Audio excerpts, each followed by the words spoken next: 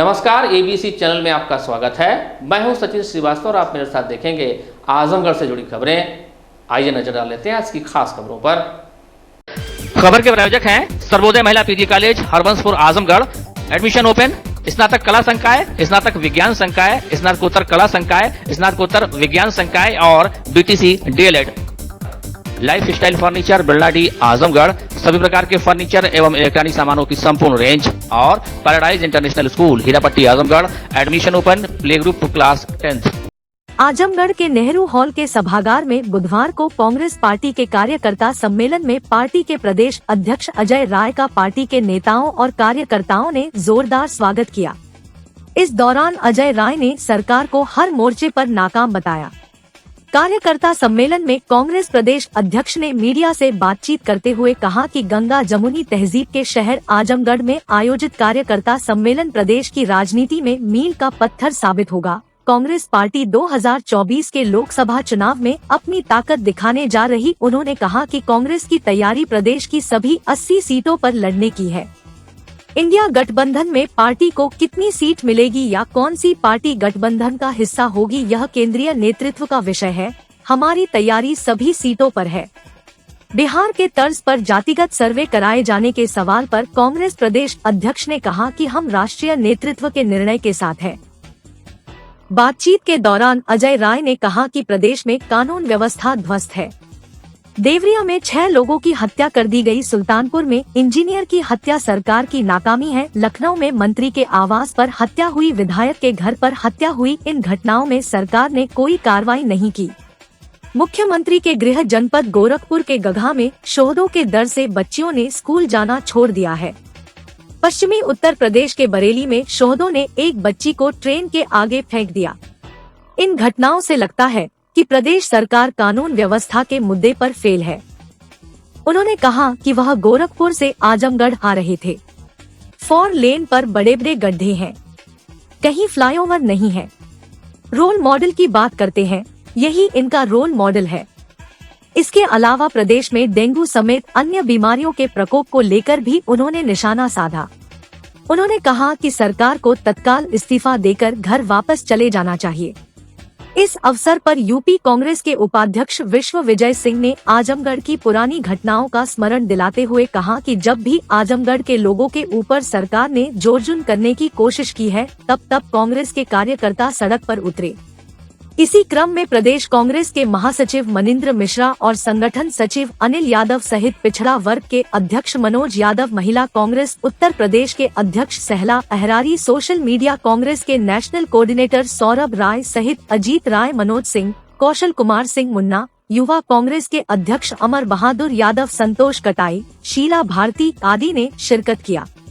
कार्यक्रम की अध्यक्षता पूर्व अध्यक्ष हवलदार सिंह और संचालन प्रवक्ता आशुतोष द्विवेदी ने किया। वहीं आगत अतिथियों का आभार जिला अध्यक्ष प्रवीण कुमार सिंह ने व्यक्त किया। कार्यकर्ताओं, आज ये आजमगढ़ की मैं आज गंगा जमुनी तहजीब के इस शहर में आया हूँ और जहाँ निश्चित तौर से जहाँ हमारा पूरे देश का एक बहुत ही मजबूत तबका यहाँ से काम करता है, संदेश देता है, हिंदू मुसलमान, और ये एक ऐसे स्थान है जहाँ से हम पूरे देश को संदेश देते। ये कार्यकर्ताओं का सम्मेलन आजमगढ़ का ये निश्चित तौर से मील का पत्थर साबित होगा। आने वाले समय में उत्तर प्रदेश से कांग्रेस पार्टी निश्चित तौर से मजबूती के साथ लोकसभा चुनाव में अपनी ताकत दिखाने जा रही है और उसमें आजमगढ़ का जो संदेश वो बहुत ही मजबूत और तगड़ा संदेश जाने वाला है। आजमगढ़ को समाजवादी पार्टी का गढ़ माना जाता है, उसका सहयोग मिल रहा है आपको कि नहीं? कांग्रेस पार्टी पूरे उत्तर प्रदेश में 80 सीट पर अपनी तैयारी कर रही है। हम पूरे 80 सीट पर अपना काम कर रहे हैं, अपनी ताकत को बढ़ाने जा रहे हैं, अपनी ताकत के साथ हम खड़े हैं। तो क्या इंडिया गठबंधन में 80 सीटें आपको? अब वो राष्ट्रीय नेतृत्व तय करेगा कितनी सीटें में लड़नी है, कितनी नहीं लड़नी है, किसके साथ गठबंधन होगा नहीं होगा, ये राष्ट्रीय नेतृत्व तय करेगा। मैं प्रदेश अध्यक्ष के नाते अपनी 80 सीट की मैं तैयारी कर रहा हूँ। बसपा से क्या कुछ संभावना बन रही है? मैं फिर कह रहा हूँ ना कि हम 80 सीट की अपनी तैयारी कर रहे हैं। वो जो भी बातचीत करनी है वो राष्ट्रीय नेतृत्व को करना है। एक जातिगत सर्वे की बात हो रही है, राहुल गांधी भी उस पर हमारा राष्ट्रीय नेतृत्व ने निर्णय लिया है। जो निर्णय लिया हम उनके साथ खड़े हैं।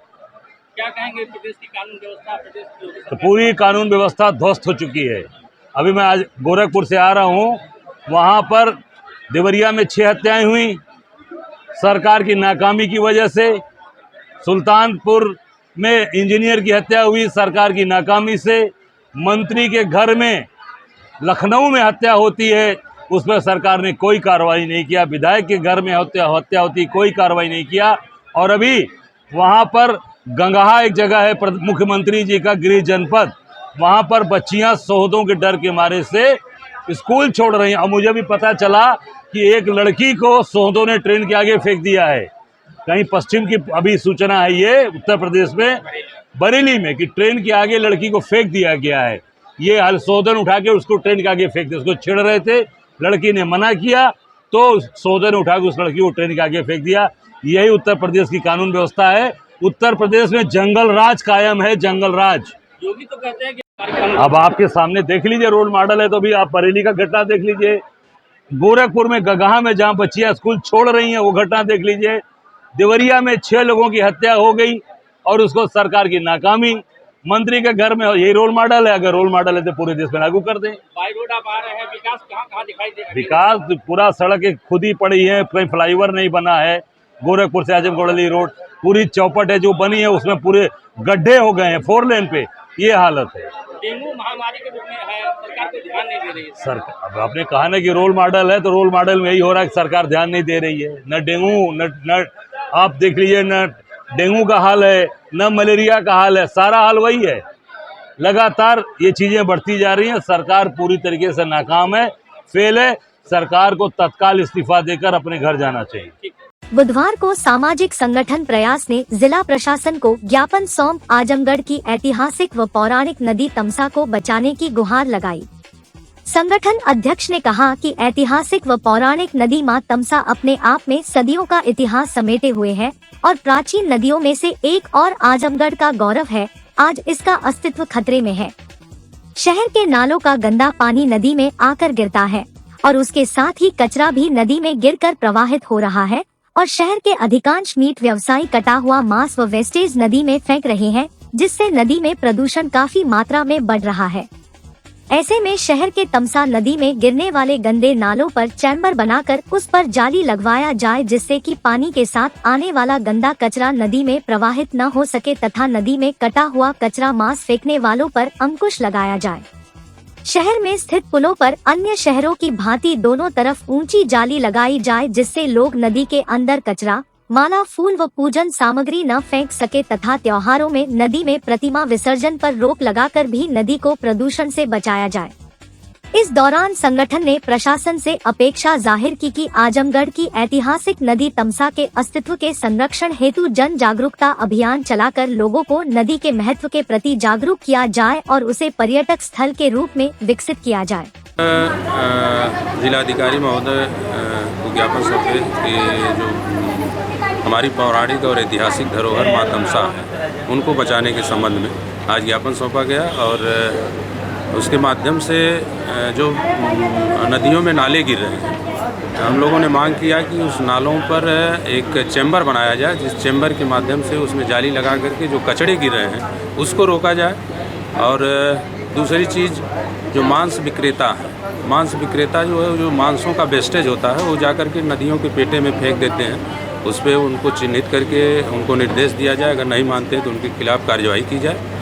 और तीसरी चीज़, जो नदियों के ऊपर पुल बने हैं और ज़िलों में जो वहाँ पर जालियाँ लगी हैं, वहाँ पर जाली लगाई जाए, जिससे लोग मतलब वहाँ पर कूड़ा कचरा उस नदी में ना फेंक सकें। और तीसरा, एक और हम लोगों का जनमानस से अपील है कि जो हमारे पूजा पाठ कर्मकांड वाले पंडित जी लोग हैं, हम उनसे भी अनुरोध करते हैं कि वह पूजा के दौरान लास्ट में एक बात ज़रूर जनता को बताएं कि आप जो है इस जो हवन ये पूजा आदि का जो वेस्टेज है, इसको नदियों में ना फेंकें, नहीं तो आप पुण्य की जगह पाप के भागीदार होंगे। अगर इस चीज़ को वो जागरूक करते हैं तो मेरे समझ से धीरे धीरे जो है ये जागरूकता लोगों में फैलेगी और इन छोटे छोटे मतलब कामों से हमारी नदी जो है प्रयास से हमारी नदी जो है सुरक्षित रह सकती है और इसमें बहुत ज़्यादा कुछ खर्च भी नहीं होगा।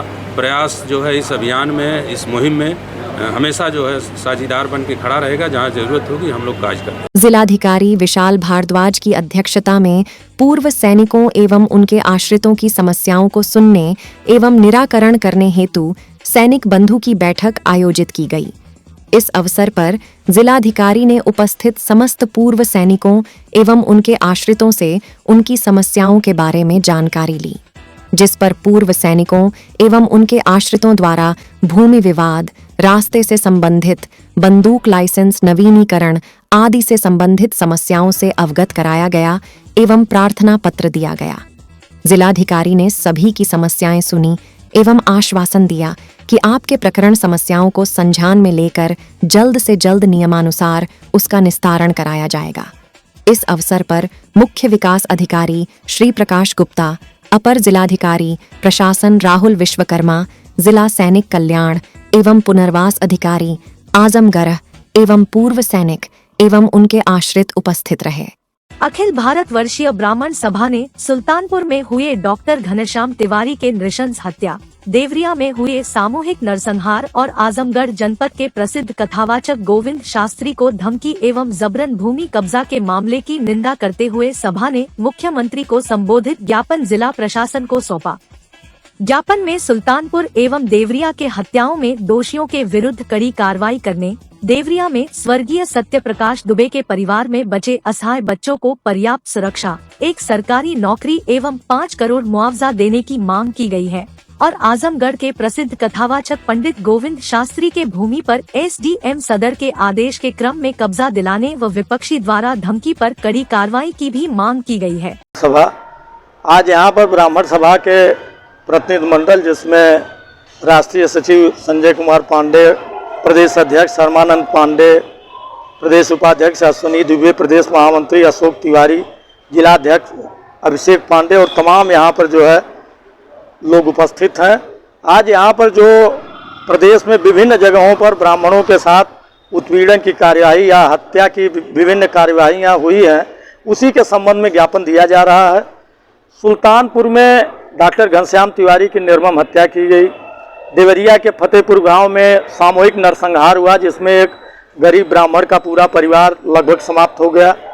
यहाँ आजमगढ़ जनपद में एक गोविंद शास्त्री कथावाचक हैं, उनके भूमि पर कब्जा किया जा रहा है। एसडीएम ने आदेश किया, उसका अनुपालन नहीं हो रहा है और उनको धमकी मिल रही है कि इन सब को लेकर आज माननीय मुख्यमंत्री महोदय जी को संबोधित एक ज्ञापन यहाँ पर एसडीएम श्री रोहित यादव ने उसको लिया है।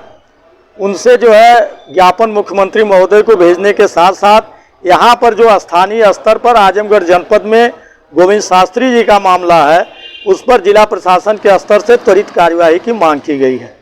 महिलाओं और युवतियों पर कहीं एसिड अटैक हो रहे हैं, तो कहीं निरंतर हत्याएं, बलात्कार हो रहे और कहीं दहेज उत्पीड़न की घटनाएं हो रही है।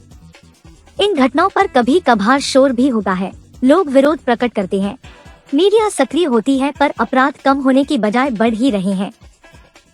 एक और भारतीय नेतृत्व में इच्छा शक्ति तो बढ़ी है, लेकिन विडंबना यह है कि आम नागरिक महिलाओं पर होने वाले अत्याचारों को लेकर स्वभाव से ही पुरुष वर्चस्व के पक्षधर और सामंती मनस्थिति के कायल है। हमारे देश समाज में स्त्रियों का यौन उत्पीड़न लगातार जारी है, लेकिन यह विडंबना ही कही जाएगी कि सरकार, प्रशासन, न्यायालय, समाज और सामाजिक संस्थाओं के साथ मीडिया भी इस कुकृत्य में कमी लाने में सफल नहीं हो पाई है। देश के हर कोने से महिलाओं के साथ दुष्कर्म, यौन प्रताड़ना, दहेज के लिए जलाया जाना, शारीरिक और मानसिक प्रताड़ना और स्त्रियों की खरीद फरोख्त के समाचार सुनने को मिलते रहते हैं। साथ ही छोटे से बड़े हर स्तर पर असमानता और भेदभाव के कारण इसमें गिरावट के चिन्ह कभी नहीं देखे गए। देश में लोगों को महिलाओं के अधिकारों के बारे में पूरी जानकारी नहीं है और इसका पालन पूरी गंभीरता और इच्छा शक्ति से नहीं होता है।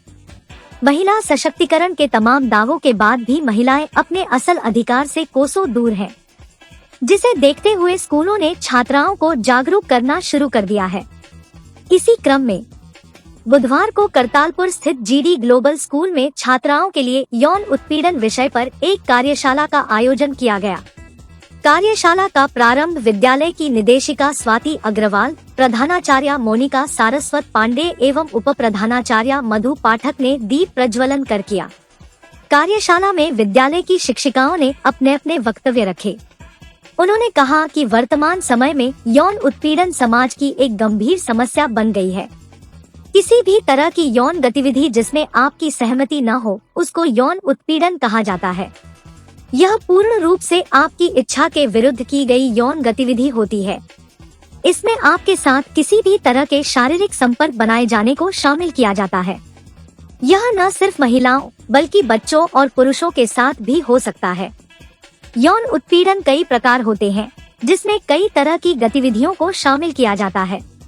विद्यालय की प्रधानाचार्य मोनिका सारस्वत पांडे ने बताया कि इसके अंतर्गत धमकाना, साइबर धमकी, पूर्वाग्रहाधारित और भेदभावपूर्ण बदमाशी सहित बच्चों के बीच अंतरंग व्यक्तिगत संबंधों में दुर्व्यवहार, शारीरिक शोषण, यौन हिंसा और यौन उत्पीड़न, अवांछनीय छवियों की सहमति और गैर सहमति साझा करना आदि प्रकार की हिंसा सम्मिलित है। अंततः इस संदेश के साथ कार्यशाला संपन्न हुई कि वो तेरे पंखों को कतरेंगे, तू अपने पंजों में ताकत भरना, वो जलाएंगे तुझे राख होने तक, तू उस राख से आग बनना। आजमगढ़ के कलेक्ट्रेट पर बुधवार को मनरेगा महिला मेट ग्रामीण विकास समिति से जुड़ी महिलाओं ने प्रदर्शन कर मुख्यमंत्री को संबोधित अपनी 7 सूत्रीय मांगों का ज्ञापन जिला प्रशासन को सौंपा। समिति की पदाधिकारी उमा निषाद ने कहा कि 3 वर्ष पूर्व उन लोगों को रखा गया था। महीने में 5 या 10 दिन जो भी काम मिलता है, उनका प्रतिदिन के हिसाब से मजदूरी दे दी जाती है, जो कि कभी 500 तो कभी 1000 रुपए तक होती है। उनकी प्रमुख मांगों में सभी महिला मेट का मासिक वेतन निर्धारित किया जाए, 20 श्रमिकों का प्रतिबंध समाप्त किया जाए, मोबाइल ऐप की सुविधा केवल महिला मेट को दिया जाए, जिस ग्राम पंचायत में रिक्त पद है उसका अतिरिक्त कार्य महिला मेट को दिया जाए, प्रत्येक ब्लॉक पर 7 तारीख को महिला मेट दिवस मनाया जाए, नई महिला मेट को न रखा जाए, जो बकाया भुगतान है उसको पूरा भुगतान किया जाए। हम लोगों का यही मामला है। 3 साल हो गया सर, जो हम महिला मेट में हमारी नियुक्ति हुई है। जब काम कराते हैं 2 4 10 दिन का काम मिलता है, तो मजदूरी के हिसाब से हम लोगों को 1000 2000 500 रुपया 1000 मिल जाता है। तो हम लोगों को यही चाहिए, हम लोग इतनी गरीब हैं, हम लोगों के पास भी बाल बच्चे हैं, हम लोग जाते हैं ब्लॉक पर आते हैं, गांव वाले सारे सभी लोग ताना मेहना मारते, अरे सरकारी नौकरी हो, सरकारी महिला मेट हो आप लोग, हमारी कोई इज्जत नहीं है। हम लोग कुछ कमाना चाहते हैं, हम लोग भी बचत करना चाहते हैं। जब सरकार हमारी नियुक्ति महिला मेट में की है तो कुछ हम लोगों को मान दे दिलाए ना, कि हम भी अपनी रोजी रोटी कमा सके, हम लोगों की कोई इज्जत हो, ताकि समाज में चले। हम यही चाहते हैं। हमने जो है ज्ञापन ले आए हैं और ज्ञापन में हमने सब कुछ अपना 7 मांग जो है लिखे हैं, और ये 7 मांग को हमारी जो है पूरी इच्छा हो, और यही चाहते हैं मुख्यमंत्री से। 7 मांगों में यही है, उत्तर प्रदेश की समस्त महिला मेट को मासिक वेतन लागू किया जाए तथा 20 श्रमिकों का लगा प्रतिबंध हटाया जाए। उत्तर प्रदेश की समस्त महिला मेट को मोबाइल SMS ऐप सिर्फ महिला मेट को ही दिया जाए। उत्तर प्रदेश के जिस ग्राम पंचायत में रोजगार सेवक का पद रिक्त है, उस ग्राम पंचायत में अतिरिक्त कार्य महिला मेट को दिया जाए, रिक्त रोजगार सेवक से कार्य ना लिया जाए। उत्तर प्रदेश के समस्त ब्लॉक पर 7 तारीख को महिला मेट दिवस मनाया जाए, और नई महिला मेट नियुक्ति ना किया जाए, पुरानी है तो उन्हीं से कार्य लिया जाए। उत्तर प्रदेश के किसी की शिकायत पर महिला मेटों का नौकरी समाप्त ना की जाए, और जिन महिला मेट का भुगतान फंसा है उनका भुगतान किया जाए। उत्तर प्रदेश के महिला मेटों का पूर्ण रूप से श्रमिक उपस्थित दर्ज करने का अधिकार दिया जाए, तथा श्रमिकों के मास्टर रोल पर महिला मेट का हस्ताक्षर अनिवार्य किया जाए। उत्तर प्रदेश के किसी महिला मेट को आकस्मिक दुर्घटना पर फंड बोनस बीमा दिया जाए तथा परिवार में नौकरी भी दिया जाए। अतः महोदय जी से क्रमबद्ध प्रार्थना है कि हमारी मांगे शीघ्र पारित करने का आदेश प्रदान करें। मांगे पूरी नहीं होती तो अगला कदम क्या होगा? आपकी अति महान कृपा होगी। हम लोग लखनऊ जाने के लिए धरना प्रदर्शन करेंगे। सर्वोदय महिला PG कॉलेज गोरठ, हरबंशपुर, आजमगढ़। प्रवेश प्रारंभ सत्र 2023-2024।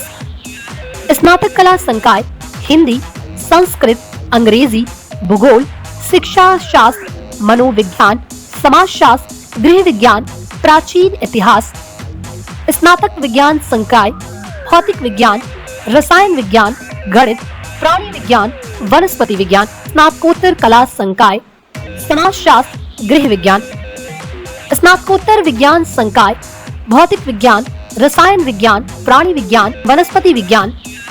महिलाओं के लिए BTC, DLED में एडमिशन ओपन, सिर्फ 50 सीट उपलब्ध, जल्दी करें। Paradise International School Hirapatti Azamgarh admission open, play group to class 10, CBSE pattern English medium school, in house developed digital learning platform, true digital smart school, well qualified teaching staff, well designed composite science lab, fully equipped computer lab, fully furnished library, edge per CBSE standards, outdoor and indoor play facility for overall development. Our branch Kids Paradise Fun of Learning Playgroup, section of Paradise International School, 200 plus design activity kids and play zone for Kids Paradise Playgroup section. Life style furniture, Belnadi Azamgarh. सभी प्रकार के furniture एवं electronic सामानों की भरपूर range उपलब्ध। हमारे यहाँ EMI की सुविधा 0% ब्याज पर उपलब्ध। इलेक्ट्रॉनिक सामानों में LED TV, refrigerator, washing machine, air conditioner, air cooler, deep freezer, water cooler, mixer, juicer, iron, fan और इंडक्शन। फर्नीचर के सामानों में बेड, सिंगारदान, अलमारी, सोफा, मेज, कुर्सी, रिवॉल्विंग चेयर, रैक, स्टूल, संडली, सीढ़ी, गद्दा इत्यादि। शादी विवाह की हो तैयारियां, ऑफिस और घर के लिए सामानों की करनी हो खरीदारी, पहुंचिए lifestyle furniture, Belnadi Azamgarh.